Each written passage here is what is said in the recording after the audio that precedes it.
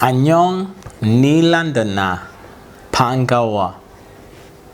Hi, I'm Nilandan. Nice to meet you. And you're welcome to This Jesus. How are you doing, my friend? I hope you're good and the month is going well for you. Today is a really good day. Today is my wife's birthday.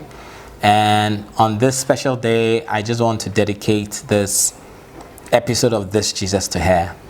And I've captioned today's message, Lessons from My Wife.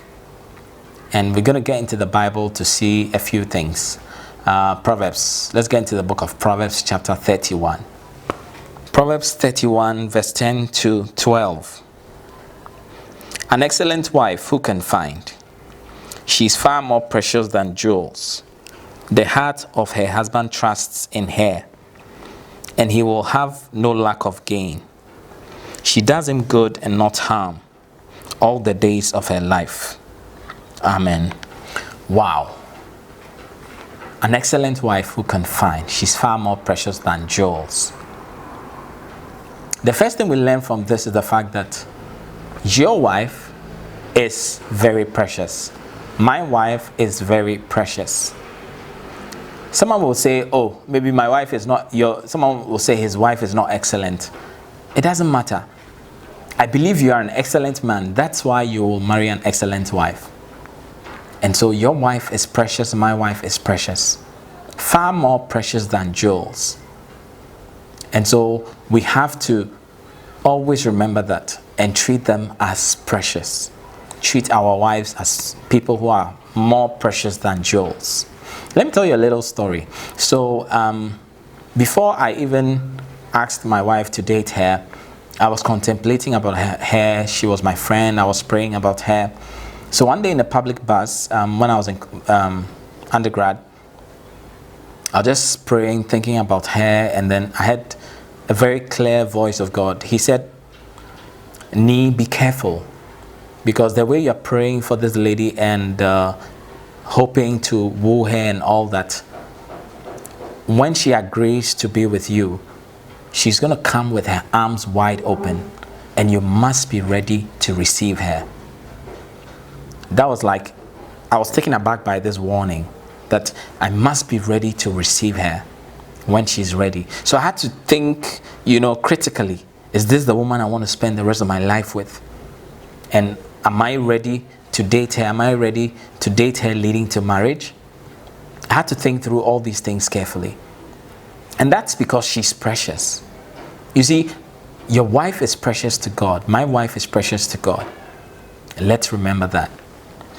And when you read verse 11, it says that the heart of her husband trusts in her. The heart of her husband trusts in her, and he will have no lack of gain. You see, your wife is a person you can fully trust.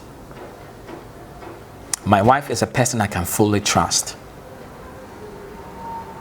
And the Bible is saying in Proverbs that her husbands fully trust in her.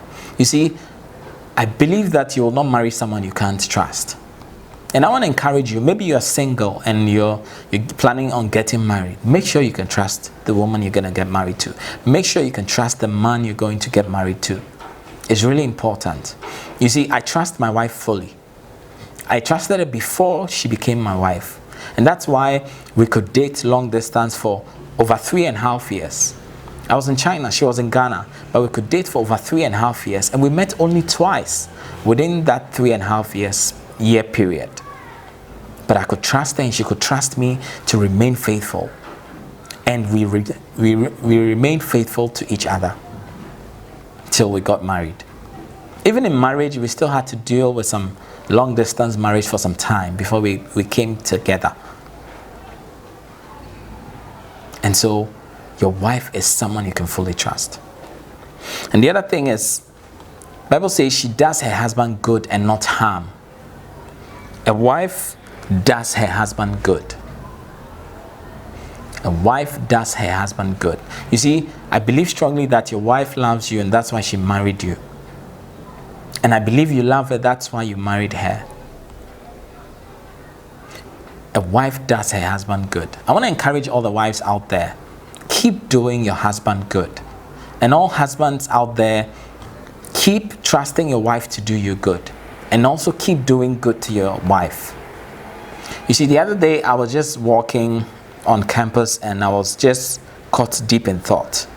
And as I was thinking, I just looked at my shoes and I was like, wow, my wife actually bought me these shoes. And she's bought me a couple of shoes. Wow, she really does me good. She's really kind to me.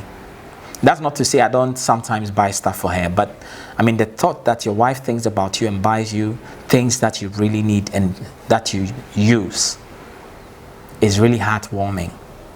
And so to all the wives out there, I want to encourage you, keep doing your husband good.